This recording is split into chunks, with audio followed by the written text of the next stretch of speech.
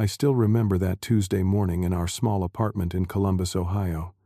I was making coffee, watching the sun rise through the kitchen window, thinking about 7 years with Megan. We built everything from nothing. No fancy cars.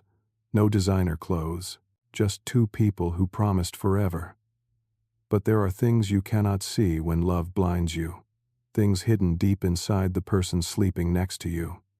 I never saw them coming until a silver Porsche parked outside our building and changed everything. Before I begin this story, let me know in the comments where you are watching from today. If stories about love, betrayal, and finding your strength speak to you, hit that like button and subscribe to the channel. Stay with me because what happened next taught me that sometimes losing everything is the first step to gaining what truly matters. My name is Chester, and I met Megan at a birthday party when we were both 23 years old. A mutual friend from college invited us, and I noticed her the moment she walked in. She had this smile that made the whole room feel warmer. We talked for hours that night, standing in the corner of a crowded living room, ignoring everyone else. She told me she had just ended a 2-year relationship with a guy named Brandon. He moved to California to chase some big business dreams, and she decided not to follow him. Long distance was not something she wanted, and honestly, I think she was relieved it ended. At least that is what she said back then. I was nothing special at the time. I worked construction during the day and took night classes to finish my engineering degree. My truck was 10 years old. My apartment had secondhand furniture, but I knew how to work hard and I knew how to treat someone right. That was all I had to offer, and somehow it was enough for her. Our love story was not the kind you see in movies. No grand gestures, no expensive dates. We ate pizza on my couch and watched old comedies. We walked through the park after dinner because it was free and because we genuinely enjoyed each other's company. I saved for 6 months to buy her engagement ring, and I proposed in that same park under the oak tree where we had our third date. She said yes with tears streaming down her face. We got married in my mother's backyard. Linda, my mom, cooked for 3 days straight. Kyle, my best friend since high school, was my best man. Megan's family sat on white plastic chairs we rented from the church. It was simple. It was perfect. It was ours. The first few years of marriage tested us the way early years always do. Money was tight. I was finishing my degree while working full-time. Megan worked at a small marketing firm downtown, answering phones and learning the business from the ground up. We argued about bills. We argued about whose turn it was to do dishes, but we always made up before bed. That was our rule. When I finally got my engineering degree, everything started changing for the better. I got promoted to site supervisor, then project coordinator. My salary climbed to $72,000 a year, not rich by any means, but comfortable. We bought a 2-bedroom apartment in a decent neighborhood. Nothing fancy, but it was ours. Every piece of furniture we picked out together. Every picture on the wall told our story. Megan moved up at her company too. She became a junior marketing coordinator, making around $45,000 annually. Combined, we were doing better than either of us ever expected. We started a savings account for a house. We talked about having kids in a few years. Every Sunday we cooked dinner together. Every fall we watched football and argued about which team was better. Life was good. Life was simple.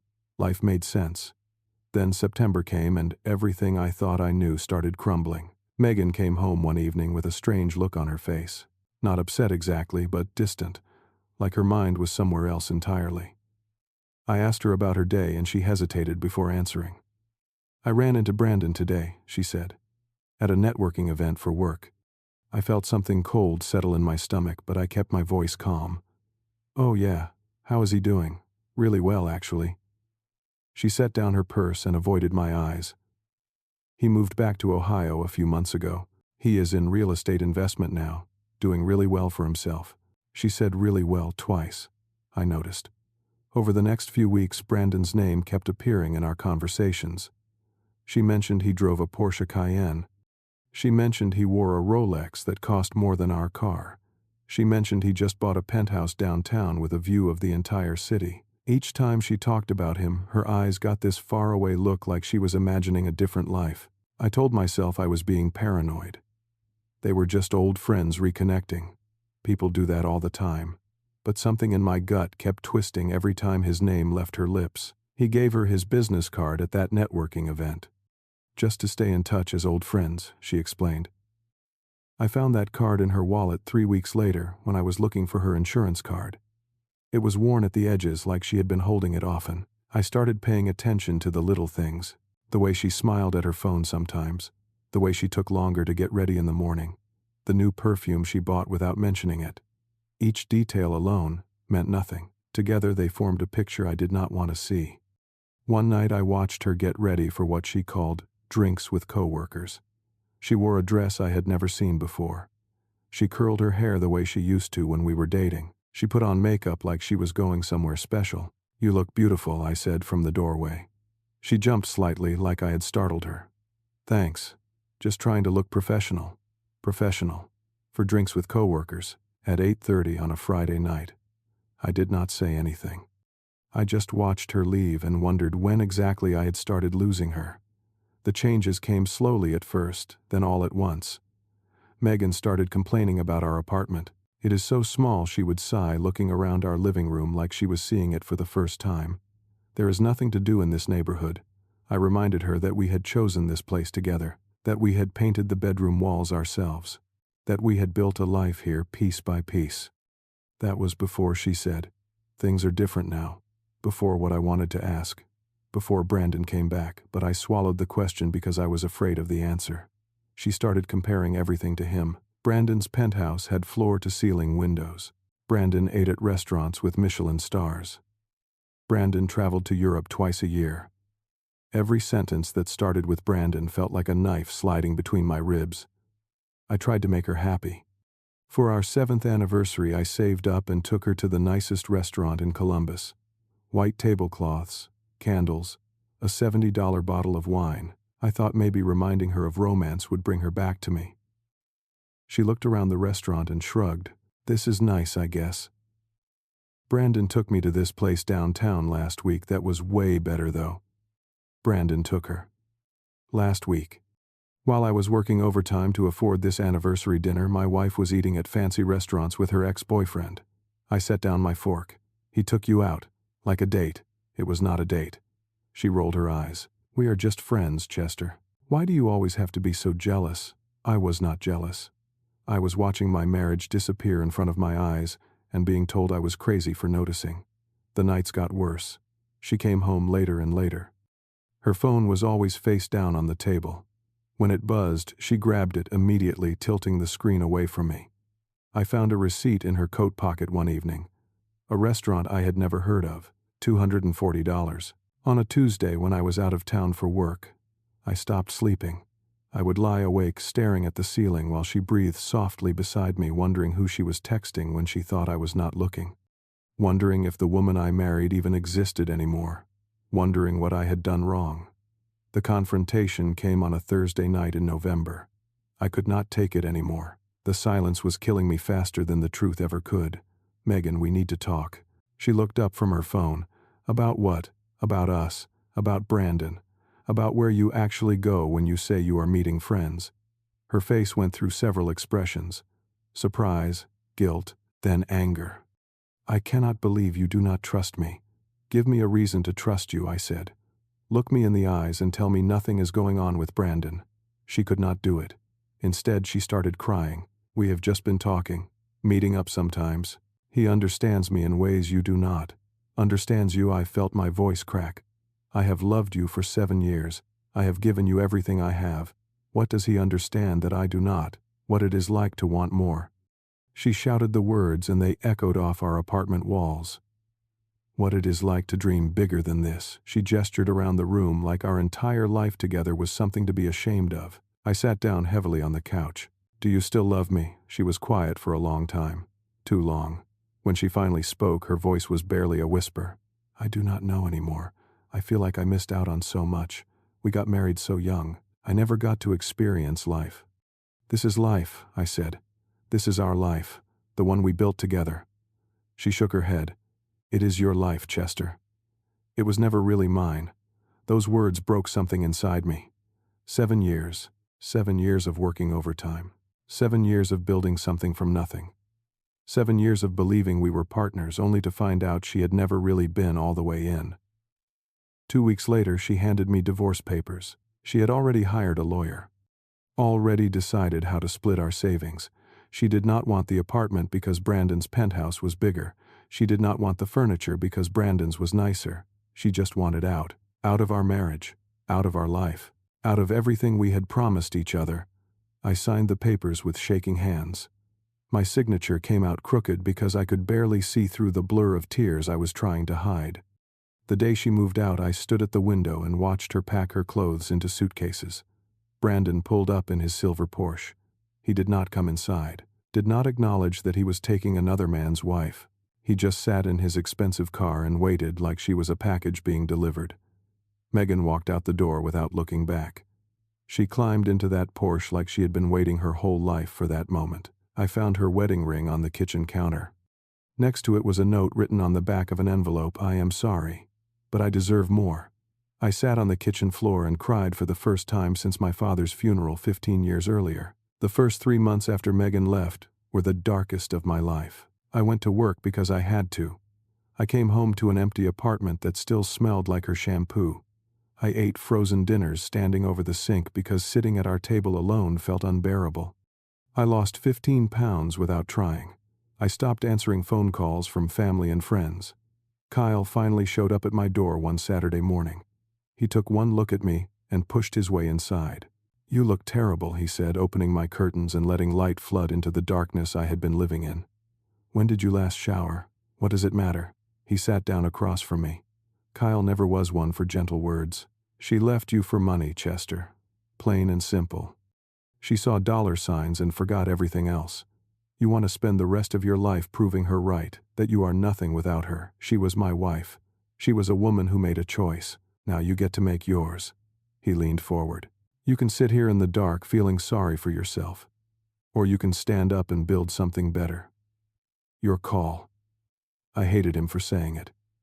But I hated him more because he was right. The next morning, I got up at 5:30 and went to the gym. My body screamed at me for the first week. Every muscle ached. But the physical pain felt better than the emptiness. It gave me something to focus on besides my broken heart. I started taking management courses online. My company was looking for project managers and the position paid 30% more than what I was making. If Megan thought money was everything, maybe I needed to start building more of it. Not for her, for me. 6 months after the divorce, I got the promotion. Project manager. $95,000 a year plus bonuses. I sold our old apartment. Too many memories, too many ghosts. I bought a townhouse in a nicer neighborhood, 3 bedrooms, a small backyard, room to grow. Kyle introduced me to online dating. I was not ready for anything serious, but talking to new people reminded me that I still existed, that there was more to Chester than just being Megan's ex-husband. One of those conversations turned into coffee. Her name was Emma. She worked as a nurse at the Children's Hospital downtown. She was kind in a way that felt genuine, not performed. She laughed at my terrible jokes. She asked questions about my work and actually listened to the answers. We took things slow. Neither of us was in a rush. And for the first time in months, I started feeling like maybe there was a future worth looking forward to. Then I turned on the television one Tuesday morning and saw Brandon's face on the screen. Local real estate investor Brandon Whitmore was arrested yesterday by federal agents on charges of fraud and money laundering, the news anchor said. Whitmore allegedly operated a Ponzi scheme that defrauded investors of over $12 million. I set down my coffee cup and stared at the screen. They showed footage of Brandon being led out of his penthouse in handcuffs. The same penthouse Megan had bragged about. The same building she left me for. FBI agents carried boxes of documents past the camera. The Porsche sat in the parking garage with an impound notice on the windshield. Whitmore faces up to 25 years to life in federal prison if convicted, the anchor continued. Assets, including multiple properties and luxury vehicles, have been seized pending investigation. Everything Megan left me for. The money, the penthouse, the lifestyle. All of it was built on lies. Every expensive dinner, every designer gift. Every promise Brandon made was paid for with stolen money. I should have felt satisfaction. I should have felt vindicated. Instead, I just felt tired. Tired and strangely empty. I thought about Megan waking up to federal agents at her door. I thought about her watching them take everything. I thought about the note she left me. I deserve more. She got more. just not the kind she expected. The phone call came a week later, a number I did not recognize. Against my better judgment, I answered. Chester. Her voice sounded small, broken. Nothing like the confident woman who had handed me divorce papers 6 months ago. It is Megan. Can we please talk? We met at a coffee shop downtown. Neutral territory, public space. I did not trust myself to be alone with her, and I did not trust her intentions. She looked different, thinner, dark circles under her eyes. Her designer clothes were gone, replaced by a simple sweater I recognized from our early years together. She had been crying, maybe for days. Thank you for meeting me, she said, her voice trembling. I know I do not deserve it. What do you want, Megan? I made a mistake. Tears started falling down her cheeks. The biggest mistake of my life. Brandon lied to me about everything. The money, the business, all of it was fake. I had no idea he was stealing from people. I listened without responding. Part of me wanted to comfort her. Old habits die hard, but a bigger part remembered standing at that window watching her drive away without looking back. I threw away everything real for something fake, she continued. Our marriage, our life together. 7 years of building something beautiful, and I destroyed it for a con man and his lies. She reached across the table and grabbed my hand. We were happy once. We can be happy again. I have learned my lesson, Chester. I know what matters now. I looked at her hand on mine, at the ring finger that used to wear the band I saved 6 months to buy, at the eyes that used to look at me with love instead of dissatisfaction. Let me ask you something, I said quietly. Do you want me back because you love me, or because you have nowhere else to go? Her mouth opened, closed, opened again, but no words came out. Her eyes darted away from mine. That silence told me everything I needed to know. I gently removed my hand from hers. You left a note when you walked out. It said you deserved more. You were right. You did deserve more. We both did. Chester, please. More honesty, more commitment. Those are the things that make a marriage. Not penthouses, not expensive cars, not Rolex watches bought with stolen money. I stood up from the table. I hope you find what you are looking for, Megan. I genuinely do. But that journey does not include me. Not anymore. I left enough cash on the table to cover both our coffees and walked toward the door. Chester, wait, I did not wait. I did not look back. I walked out into the afternoon sun and felt something release in my chest, something I had been carrying for months without realizing it. I was free. The months that followed taught me more about myself than the previous 32 years combined. I learned that healing is not a straight line. Some days I woke up feeling strong, ready to conquer the world. Other days I found myself staring at old photographs and wondering what I could have done differently. Both kinds of days were necessary. I did not follow the news about Brandon's trial. Did not need to. Whatever happened to him was between him, his lawyers, and the federal justice system. My energy was better spent elsewhere. Emma and I continued seeing each other. Nothing rushed, nothing forced. She had her own past, her own scars, her own reasons for taking things slow. We understood each other in ways that felt rare and precious. One evening she asked me about Megan. I told her the whole story, the marriage, the betrayal, the divorce, the arrest, all of it. When I finished, she was quiet for a moment. Then she said, "You know what I admire most about you. You did not let it make you bitter." I was bitter for a while, I admitted, but you did not stay there. That takes strength. I thought about that often. Staying bitter would have been easy. Letting anger define me would have been the path of least resistance. But bitterness is a prison you build for yourself. The only person it punishes is you. I ran into Patricia, Megan's mother, at the grocery store about 4 months after my conversation with Megan at the coffee shop. She looked older than I remembered. Tired, embarrassed. "Chester," she said quietly, "I am so sorry. For everything my daughter put you through. I could have been cold, could have walked away. But Patricia had always been kind to me. She was not responsible for her daughter's choices. I appreciate that," I said. "But you do not need to apologize. Megan made her own decisions. She is staying with us now, trying to get back on her feet." Patricia's eyes were wet. "She talks about you sometimes, about what she lost. I hope she finds her way," I said, and I meant it.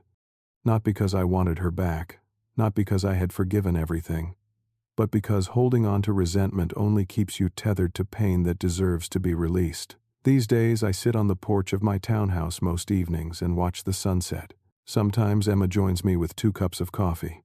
Sometimes I sit alone, and that is okay too. I have learned to be comfortable with my own company. I think about the word more a lot. Megan said she deserved more. She was chasing something that looked like more from the outside. Bigger apartments, fancier cars, wealthier partners. But that kind of more is hollow. It disappears the moment the money runs out or the lies get exposed. Real more is different. It is the quiet comfort of someone who loves you without conditions. It is building something brick by brick, knowing every piece was earned honestly. It is trusting that the person beside you will still be there when things get hard. Megan chased the wrong kind of more and ended up with nothing. I built the right kind of more and ended up with everything I need.